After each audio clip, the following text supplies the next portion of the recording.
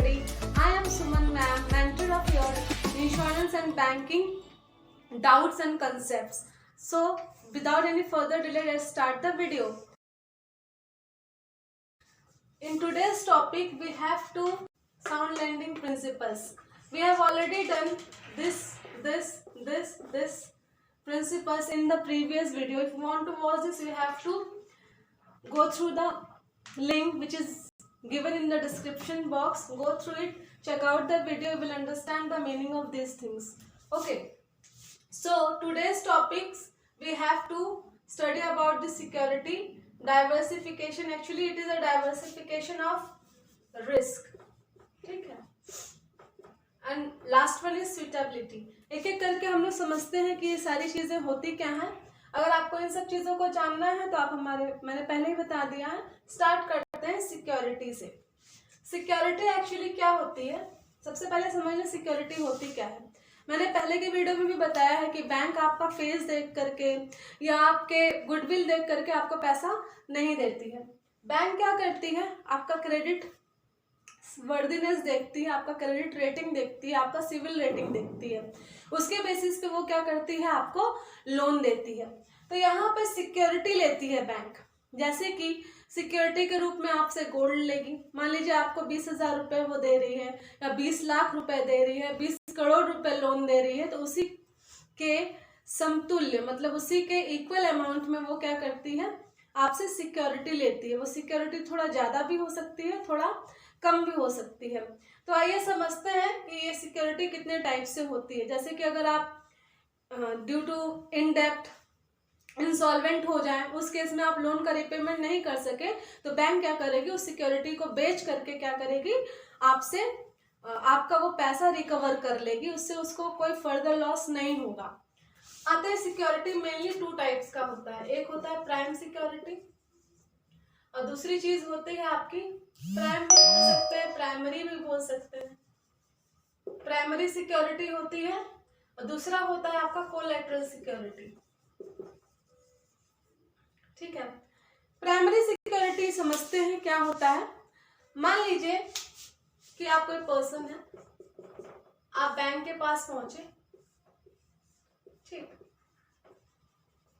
आपने बोला bank bank bank मुझे लेना है लैंड. ठीक है, एक लैंड है, आपको एक लैंड खरीदना है घर बनाने के लिए. तो आप बोले bank bank bank I want to buy a land. तो उस केस में क्या होगा, वो लैंड का कीमत कितना है, मान लीजिए उस लैंड का कीमत है 1 करोड़ और आपके पास मान लीजिए 30 लाख है. आपको रिमेनिंग 70 लाख रुपीस क्या होगा, बैंक से लेना पड़ेगा. तो उस केस में आप बैंक के पास जाएंगे, बैंक से बोलेंगे कि मुझे मेरे पास 30, ये नहीं बोलेंगे कि मुझे 70 लाख का लोन चाहिए. तो बैंक बोलेगी कि ठीक है, मैं आपको 70 लाख लोन नहीं दे सकती हूँ, लेकिन आपको 80% का लोन दे सकता हूँ. तो उस केस में वो बोलेगा लेकिन आपका लैंड मैं तब तक लिए रहूँगा जब तक आप मेरे लैंड मतलब लोन का रिपेमेंट नहीं कर देते हैं. ठीक है, अगर इसका 80% आपको वो लोन का अमाउंट देगी और आपके इस लैंड को एज अ सिक्योरिटी वो अपने पास रख लेगी. सिक्योरिटी मतलब सिक्योरिटी इन द सेंस क्या है कि अगर बाय मिस्टेक या अनफॉर्चुनेटली आपके जो फिनेंशियल स्टेटस है, फिनेंशियल क्राइसिस से आपको जूझना पड़े, आप उस लोन का रिपेमेंट ना कर पाए या बहुत लोग नहीं करना चाहते हैं, उस केस में क्या होता है, वो क्या बैंक क्या करेगी, उस लैंड को बेच करके उसका जो अमाउंट है जिसने उसने लोन दिया है वो रियलाइज कर लेगी. ठीक है, इस केस में क्या होता है कि बैंक क्या होता है 70 लाख रियलाइज कर लेती है. अगर एक्स्ट्रा अमाउंट मिलता है तो वो उसको ओनर को दे देती है. ये हुआ आपका प्राइमरी सिक्योरिटी. कोलैटरल सिक्योरिटी में आते हैं. मान लीजिए कि आपने प्राइमरी सिक्योरिटी समझ में आ गया. कोलैटरल सिक्योरिटी क्या होती है, कोलैटरल सिक्योरिटी में मान लीजिए आपने लैंड लिया. ठीक है, लैंड में जो है 30 लाख आप मान लीजिए आपके पास है और लैंड की कीमत मान लीजिए 15 करोड़ है. 15 करोड़ से 15 करोड़ में से कुछ भी फंड आपके पास नहीं है.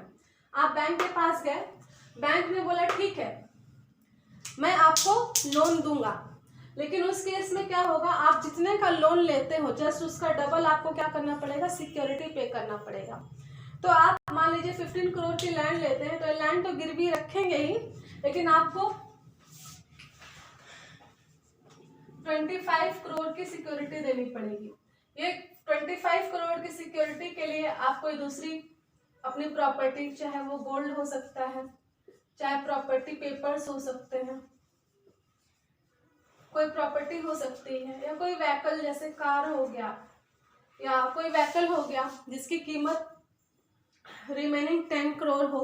ठीक है, 10 करोड़ की तो कार नहीं आएगी, प्रॉपर्टी आएगा, गोल्ड आएगा, डायमंड ज्वेलरीज आएगी, आपकी इंश्योरेंस पॉलिसीज हो सकती हैं।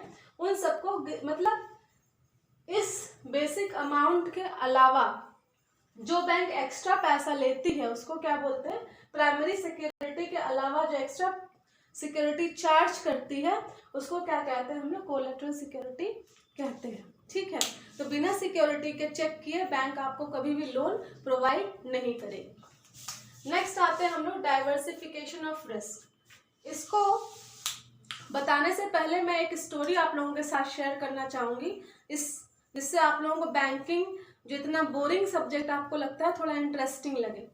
एक्चुअली मान लीजिए एक फ्रूट सेलर था, फ्रूट वेंडर था, वो रोज टोकरी में क्या करता था, ऑरेंजेस को बेचता था मार्केट में ले जा करके। क्या हुआ, एक बारी क्या हुआ, उसने करीबन 50 केजीज ऑरेंजेस खरीदे होलसेल मार्केट से, सब्जी मार्केट या फ्रूट मार्केट से उसने खरीदा। उसके बाद क्या हुआ, वो ट्रक से लोड होके जाने लगा। ठीक है, फिर अनफॉर्चुनेटली उस ट्रक का एक्सीडेंट हो जाता है और उसके सारे ऑरेंजेस जो होते हैं वो डैमेज हो जाता है। तो आप जान सकते हैं कि उसको कितना बड़ा ह्यूज लॉस हुआ। लेकिन वो फ्रूट सेलर बहुत ही स्मार्ट था, उसने क्या किया, उसने बैंक की पॉलिसी फॉलो करी। उसने कुछ बास्केट को अपने साथ ट्रक पे ले गया और कुछ बास्केट जो है अपने घर में रख दिया, कुछ बास्केट अपने गोडाउन में रख दिया। इससे क्या हुआ कि उसका डैमेज तो थोड़ा प्रोडक्ट हुआ लेकिन बाकी प्रोडक्ट तो सेफ रह गए।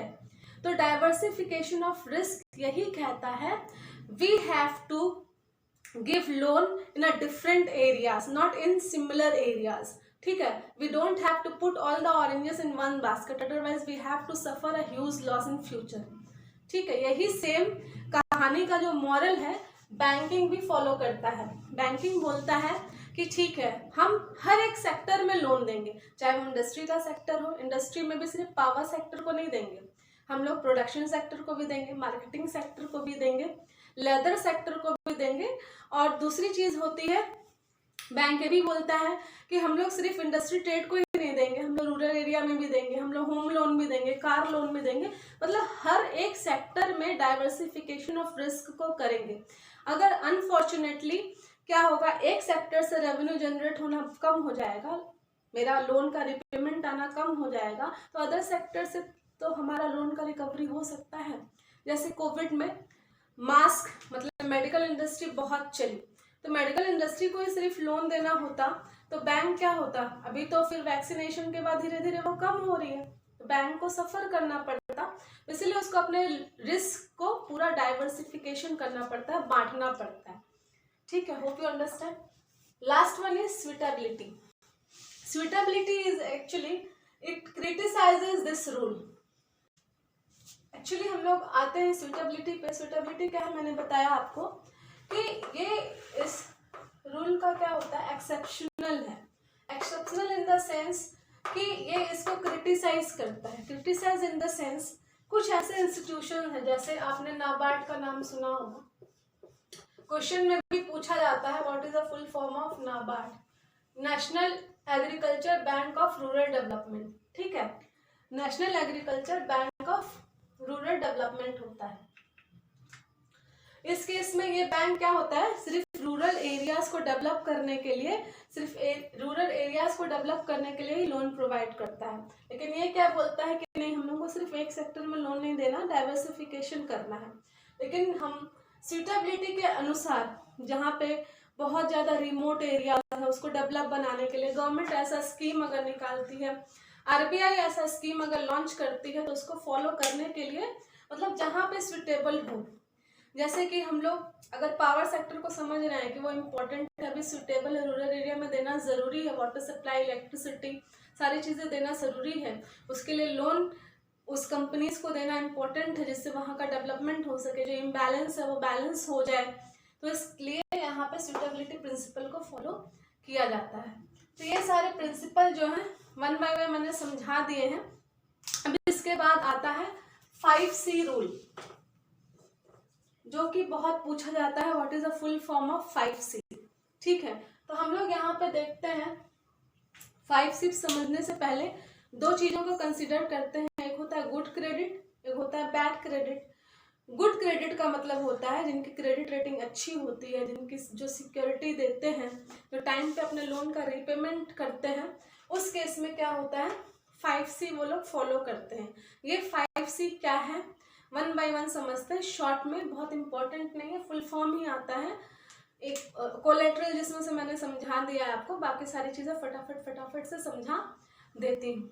ठीक है, तो हम लोग जानते हैं गुड क्रेडिट क्या होता है, बैड क्रेडिट क्या होता है। गुड क्रेडिट का मतलब हम लोग सारे कंडीशंस को फुलफिल करते हैं, एक अच्छे लोन पेयर हैं, टाइम पे अपना लोन का रीपेमेंट कर देते हैं, तो उसके लिए हमारे 5 चीज़ों को बैंक क्या करती है, वेरीफाई करती है। इसको हम लोग 5C भी कहते हैं। 5C में कितने कौन से C आते हैं? First C for character, second for capacity, third one for capital, fourth one for collateral and fifth one for condition. एक एक करके समझते हैं कि ये सारी चीज़ें बहुत ईजी हैं, समझ जाएंगे। कैरेक्टर नाम से ही पता चल रहा है, नेम इटसेल्फ रिवील्स कि कैरेक्टर के बारे में सही होना चाहिए इंसान, कोई स्मगलर नहीं होना चाहिए, ड्रिंकर नहीं होना चाहिए, इलीगल सोशल एक्टिविटीज़ को करने वाला नहीं होना चाहिए, एक रेपुटेड पर्सन होना चाहिए, एक जो कोड ऑफ कंडक्ट को फॉलो करता हो। नेक्स्ट है कैपेसिटी, मतलब हमारी कैपेसिटी है लोन को रिपेमेंट करने के लिए, उसको चेक किया जाता है। कैपिटल होता है, कैपिटल मतलब इंडस्ट्री 3 टाइप्स की होती है मेनली, एक होती है स्मॉल, एक होती है लार्ज, एक होती है मीडियम। तो अगर मान लीजिए कि हमारी स्मॉल इंडस्ट्री और हम 20 करोड़ का लोन बैंक से मांग रहे हैं, तो बैंक बोले कि भाई किस बेसिस पे आप 20 करोड़ का लोन पा रहे हैं, आपका तो स्मॉल स्केल इंडस्ट्री है, तो आप जितना कैपिटल लगाते हैं, कैपिटल मतलब आप जितनी पूंजी लगाते हैं बिजनेस में, जिस बिजनेस से आपको स्टार्ट करते हैं जिन पैसों से, तो वो पैसा कितना लगाया है, किस टाइप का बिजनेस में आप लगाना चाहते हैं, उसको भी वेरीफाई करती है। नेक्स्ट होता है कोलेटरल। कोलेटरल मैंने बता दिया है आपको क्या होता है, आप पीछे रिवाइंड करके देख सकते हैं वीडियो। कंडीशन देखती है बैंक कि आपका कंडीशन कैसा है जब आप लोन लेने जा रहे हैं, मतलब आप फाइनेंशियल क्राइसिस से जूझ रहे हैं, तो क्या क्या सर्कमस्टेंसेस हैं। अगर आपका क्रेडिट रेटिंग कम है, पहले अच्छी थी अभी कम हो गई है, तो किस रीज़न की वजह से, अगर कोई सॉलिड रीज़न होगा तो उस कंडीशन में क्या करेगी बैंक, आपको लोन दे सकती है। तो ये सारे गुड क्रेडिट के मेन कैरेक्टरिस्टिक्स हैं जिनको 5C के नाम से जानते हैं। एग्जाम में यही पूछा जाता है कि what are the 5Cs। Short notes में आ सकता है 2 मार्क्स, वैसे आप लोगों का मल्टीपल चॉइस आएगा, हो सकता है कि which option is not a part of 5C।